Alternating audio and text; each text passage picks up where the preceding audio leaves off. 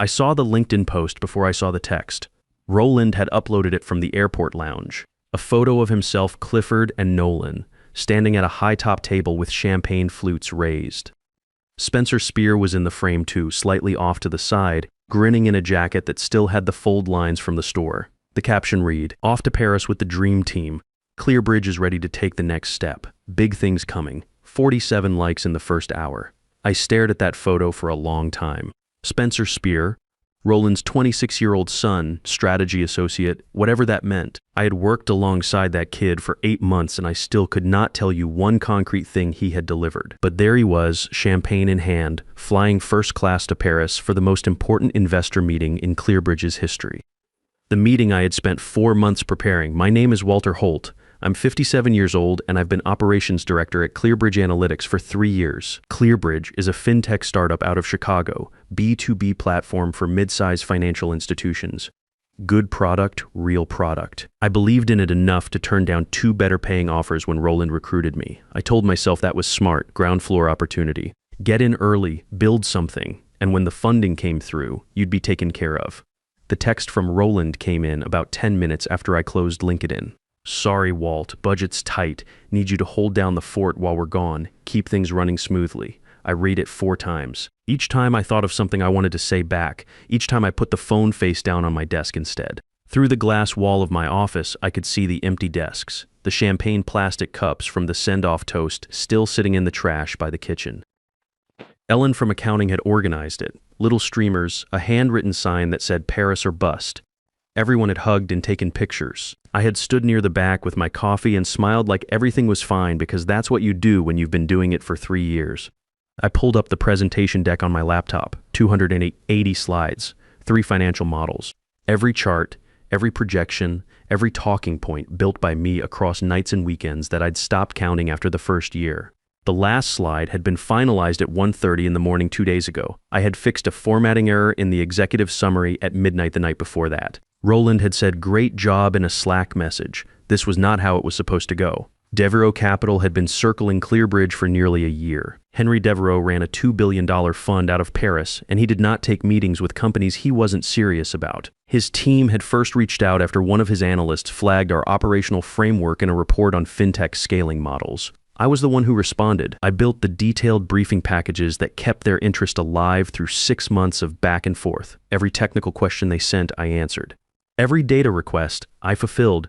By the time we were scheduling the Paris meeting, Henri's chief of staff, Sylvia, was emailing me directly to coordinate. I was their contact. I was the one who had built the relationship piece by piece over nearly a year. The Paris meeting was always supposed to include 4 people. Roland as CEO, Clifford Nash, our CMO, Nolan Vance, our CTO, and me. Then came the budget conversation. It was a Tuesday morning, 10 days before the trip. Roland called a planning meeting and opened by saying the board was watching our burn rate and we needed to trim travel expenses. I felt my stomach tighten before he even got to the specifics. "Walt," he said, with that look he had, the one that mixed regret and decision in equal parts, "you've done incredible work building this relationship. But for the final push, we need the executive team front and center. Technical strategy is Nolan's territory. Market positioning is Clifford's, and I need to be there as CEO." I finished the sentence in my head. "And you're just operations." What he didn't say in that meeting, what I only found out later, was that the 4th seat wasn't being cut to save money. It was being given to Spencer. Roland had added his son to the manifest quietly. Sometime after that meeting, without telling me or apparently anyone else on the team, the budget wasn't the issue. The seat was always going to be filled, just not by me. The morning they left, I came in early, I set up the conference room, made coffee, laid out printed agendas. I had prepared individual binders for each person on the trip. Roland's had CEO-level talking points and background on each Devo partner he'd be meeting. Clifford's had market positioning notes and competitive landscape summaries. Nolan's had technical specs and a Q&A sheet covering every hard question their CTO was likely to ask. Spencer's binder, I noticed later, had been left on the table. Nolan stopped by my office on the way out. "Keep the engine running, Walt." He meant it as a compliment. I nodded and said I would. Roland was on his phone when he passed my door. He pointed at me and gave a thumbs up without breaking his conversation, and then they were gone. I sat in the empty office and did what I always did. I got back to work. There were 3 client emails that needed responses. A server alert that turned out to be nothing, and a compliance question from one of our mid-sized bank clients that technically fell under Nolan's scope, but that Nolan always quietly routed to me anyway. I worked through lunch. I did not check the flight status. I did not look at LinkedIn again. At 6:15 that evening, my phone buzzed with a text from Clifford. Landed safely. Paris is gorgeous. Hotel is perfect. You really outdid yourself with the arrangements. I sent back a thumbs up emoji and closed the message. The walk home took longer than usual. I took the long way around the river. It was a warm evening, people out on the waterfront, and I walked slowly and didn't think about anything in particular.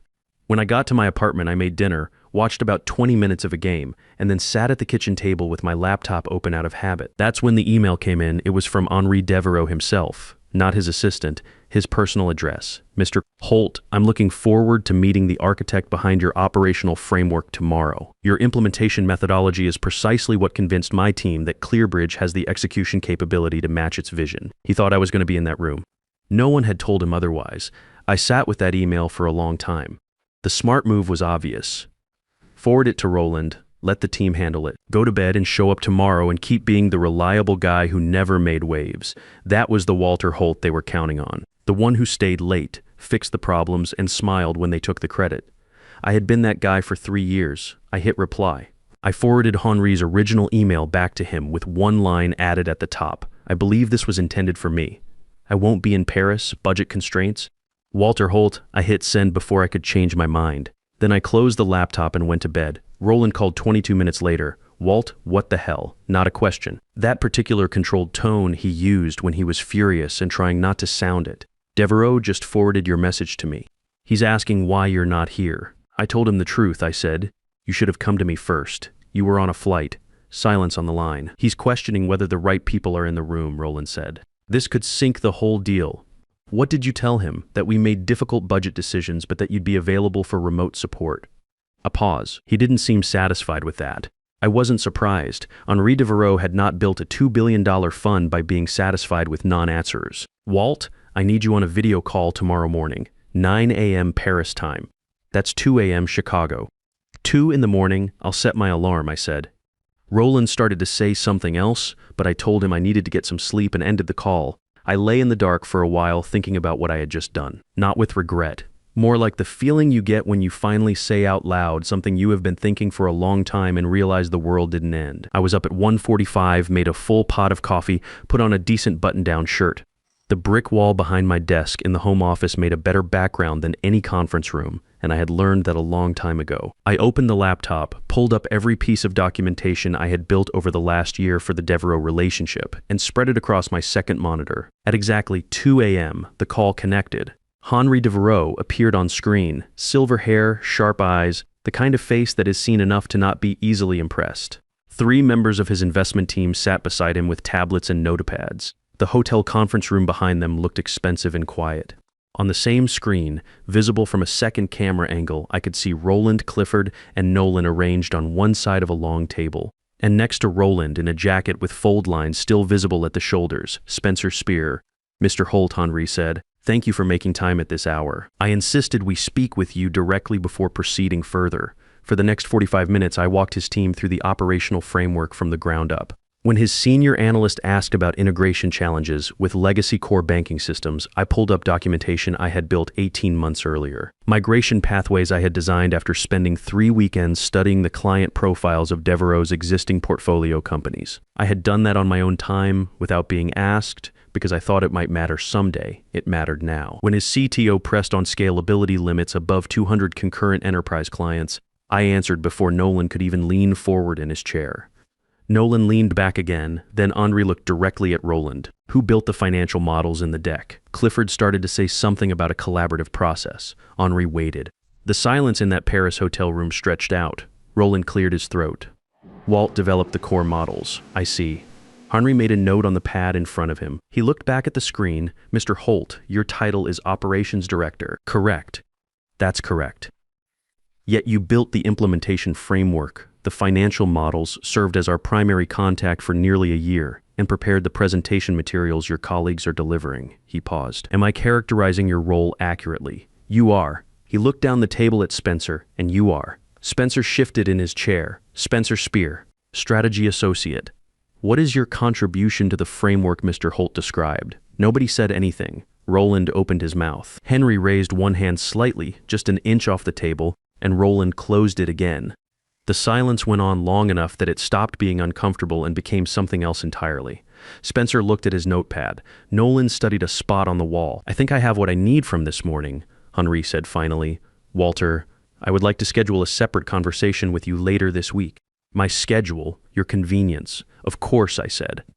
After the call ended, I sat at my kitchen table for a few minutes. The coffee had gone cold. Outside, it was still dark and the street was empty. I thought about Roland's face when Henri had asked that question, about the way Spencer had looked at his notepad like he was hoping it would open up and pull him in.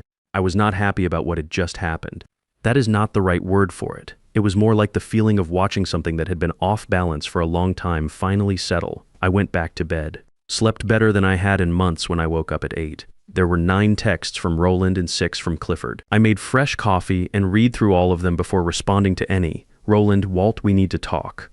Roland, call me as soon as you're up. Roland, this is not how team players handle disagreements. Roland, Devereaux is asking questions we weren't prepared for. Roland, Walt, I need to know you're still with us on this. Clifford, what happened in that call? Clifford, Roland is upset. Clifford, just call me back, no judgment. Clifford, Walter, seriously pick up. Clifford, we need to get our story straight before Henri's team follows up. I put the phone down without answering any of them, got dressed, drove to the office. The office was quiet when I got in. A couple of engineers in the back corner, headphones on, doing their thing. Nobody else. I made coffee, sat down at my desk, and opened a SharePoint folder I had created during my first month at Clearbridge and updated quietly ever since. 3 years of documentation, every project I had led, every model I had built, every client I had onboarded. Every deliverable that had gone out under someone else's name or credited to a team that was in most cases just me and an offshore contractor I had hired and trained myself. Timestamps, organized, cross-referenced against company records. I had told myself I kept it for my own reference, performance review prep, a way to track my own growth, but I think somewhere in the back of my mind, I had always known what it was really for. I just hadn't been ready to use it yet.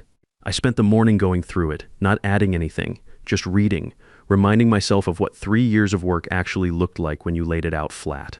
Around noon, my desk phone rang. It was Dina at the front desk. Walter, there's a woman here asking for you.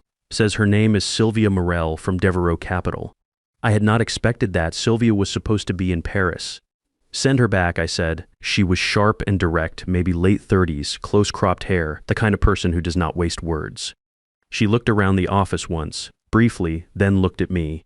I hope the unannounced visit is all right, she said. Henri prefers some conversations happen in person. We walked 2 blocks to a restaurant I had been to once before. Quiet corner table. After we ordered, she got straight to it. Henri had been watching the dynamic in that hotel room carefully, she said. The disconnect between what I had clearly built and where I sat on the org chart had not been lost on him. Neither had Spencer's presence or the silence that followed Henri's question. Then she told me something I had not known. This was not the first time Clearbridge had tried to raise a Series B. Roland had made 3 previous attempts over the past 4 years. Each one had failed. Each one for the same reason. Investors found the technology credible, but didn't believe the leadership team had the operational discipline to scale it. One internal memo from a firm that had passed on the deal 2 years ago had used language that was not gentle about it. My framework had been the piece that finally changed that calculation. Henri's team had flagged it specifically as the reason Devereaux Capital had stayed engaged when others had passed. Roland had known this. He had known it and had never mentioned it to me. Not once, not during any of my reviews where he told me the big payoff was coming once we closed funding. Sylvia slid a card across the table. Portfolio Operations Director, Devereaux Capital. The role would involve working directly with their investment portfolio companies to build and implement operational systems. The salary she mentioned was nearly 3 times what Clearbridge was paying me. Henri wanted you to have this before your conversation with him, she said. So you can make whatever decision you make with complete information in front of you. She also handed me an envelope. Inside was a copy of that internal memo from the failed raise 2 years ago. I read it twice. The language was clear. Impressive technology, leadership lacks operational discipline, no credible path to scale. My framework had been the answer to that memo. Roland had used it to finally get a serious investor to the table, and then he had left me in Chicago. I thanked Sylvia, folded the memo back into the envelope, and walked back to the office. That evening, I sat at my kitchen table for a long time after dinner. Not angry, exactly. Something quieter than that. I opened a document on my laptop and started typing. Not an email, not a work file. A resignation letter. I was not certain I was going to send it. I think I just needed to know that the option existed. That I was not staying at Clearbridge because I had no other choice, but because I was choosing to, or choosing not to. There is a difference, and it matters more than most people admit. I wrote 3 paragraphs, read them back. They were calm and clear and said everything they needed to say without being bitter about any of it. I saved the document to my desktop, did not send it, closed the laptop, then I opened it again and started building something else entirely. A transition plan, a new org structure, an equity distribution framework, a list of 3 people on the Clearbridge team who had been carrying weight above their titles for at least a year and deserved to be recognized for it. I worked until midnight and then went to bed. The call with Henri was scheduled for 9 a.m. the next morning. I slept fine. When I sat down at my desk the next day and the call connected, Henri was alone. Just him in what looked like a private office. None of the team, none of the hotel conference room formality. He looked like a man who had already made up his mind about a few things and was now filling in the remaining details. "Walter," he said, "I'll be direct with you. I've been doing this for 30 years and I know what I saw in that call 2 days ago. The question I want to ask you is a simple one. Why did you stay at Clearbridge for 3 years in a role that was clearly beneath what you were actually doing?" I didn't have to think about it, because I believed the work mattered more than the credit, I said, and because Roland told me the right moment was coming. I believed him longer than I should have. Henri nodded slowly. That's an honest answer. The startup story, work hard now. Recognition comes later. Sometimes it does. Often it doesn't. I'm realizing that now, I said. Good, he said. Then let's talk about what happens next. Henri laid out 3 options. He said it the way experienced people say difficult things plainly, without softening it into something easier to hear. Option 1. Invest in Clearbridge as currently structured. He said he was increasingly reluctant to do this. The leadership dynamics he had observed did not give him confidence that the company would execute well under pressure. Option 2. Invest with conditions. Specific conditions around leadership restructuring and operational oversight. This option was still on the table, but came with requirements that would significantly change how the company was run. Option 3. Decline to invest in Clearbridge but pursue other opportunities with key talent independently of the company. He looked at me steadily when he said that one. Including me, I said. Precisely. I sat with that for a moment. Then I told him what I actually wanted. Not the job at Devo Capital, though I was genuinely grateful for it. What I wanted was for the work to survive. I had spent 3 years building something real at Clearbridge, a platform that actually solved a real problem for real clients, and I was not ready to walk away from it just because Roland had treated me badly. The work deserved better than that. The clients we had onboarded deserved continuity. The 2 or 3 people on our team who had been grinding quietly below their titles deserved to see the company make it. Then I'd suggest option 2 is the right path, Henri said. With the right conditions, he told me what those conditions would look like. I would be elevated to COO with a direct reporting line to the board, not to Roland equity package at founding team level, retroactive to my start date. A seat on the advisory board and a right of first refusal clause in the event Roland ever moved to sell the company. There was one more condition. Spencer Spear would need to leave the company. Henry's exact language was elimination of non-merit hires as a precondition of investment. He said it without drama, just a line item in a list of requirements, but we both understood what it meant. Roland would have to push his own son out of the company he had built in order to get the funding that would save it. I had not asked for that. Henry had arrived at it on his own. I will not pretend it didn't land. Is there anything you want me to know before I speak with your team this afternoon? Henry asked. I thought about it. 3 years of nights and weekends. Twice turning down better pay because I believed the promise. My daughter's tuition coming out of a salary that had moved 8% in 36 months while my actual responsibilities had probably tripled. The resignation letter sitting saved on my desktop that I had not sent and might not ever send. Just one thing, I said. Whatever happens with the investment, the platform works, the framework works, the clients we have built relationships with are real, and they are getting real value that deserves to be funded and scaled, regardless of who ends up in which seat. Henri smiled. It was a small smile, but it was a real one. Integrity noted, he said. I'll be in touch with your team shortly. I imagine you'll be hearing from Roland before the end of the day. The call ended at 9:47 a.m. Roland called at 4:15 p.m. He sounded like a different person, not the smooth, confident CEO voice I had been hearing for 3 years. Something flatter, more careful. Henry just finished the meeting with us, he said. How did it go? A pause that went on longer than it needed to. He's conditionally approved the Series B.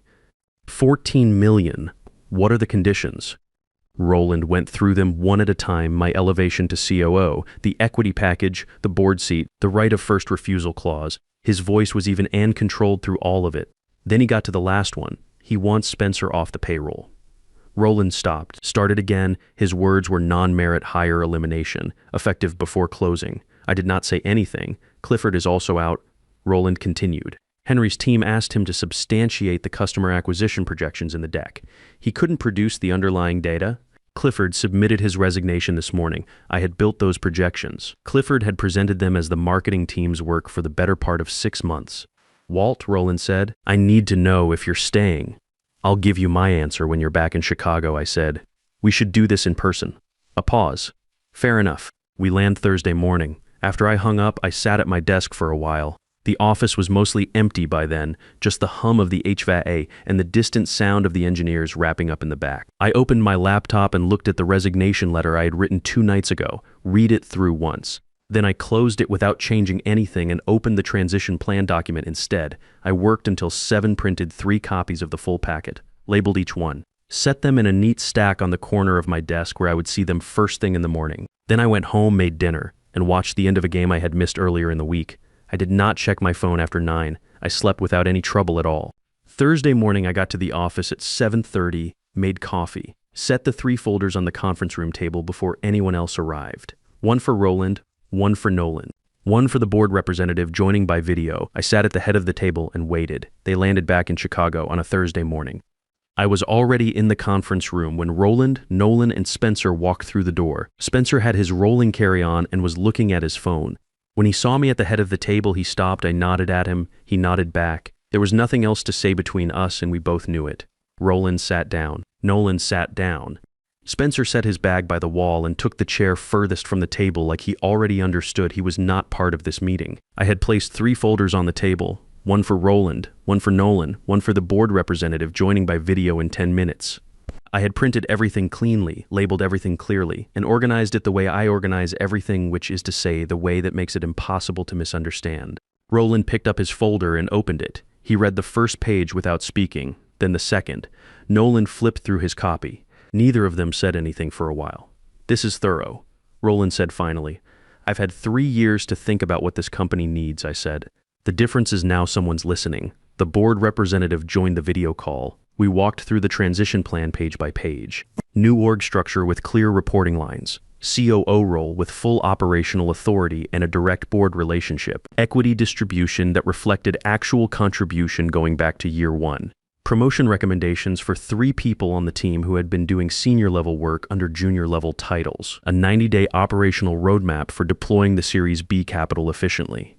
Roland asked 2 questions. Both were good questions. I had answers for both of them because I had anticipated them 2 days ago when I was building the plan. Nolan didn't say much. He had always been more comfortable with systems than with people, and I think he understood that the new structure worked in his favor too. He was a strong technologist. He just needed to be pointed at the right problems by someone who understood the full picture.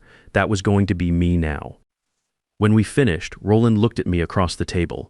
If we sign this, you stay. I stay, I said, and we build what this company was always supposed to be. He extended his hand. I shook it. Spencer left the office that afternoon. No announcement, no going away anything. He had a bag. He had his phone, and then he was gone. I heard later he landed at a smaller advisory firm where by all accounts the work suited him better. I wished him nothing bad. That had never been the point. Clifford's replacement came on board 3 weeks later. New CMO, sharp and grounded, the kind of person who asks where the numbers came from before she puts them in a slide. She and I got along well from the first week. The Series B closed 6 weeks after the Paris trip, $14 million, clean term sheet, no surprises. The 3 people I had flagged in the transition plan got their promotions within the first month. A senior data analyst who had been doing principal level work for 2 years. A client success manager who had been running implementations that should have had a director title attached to them.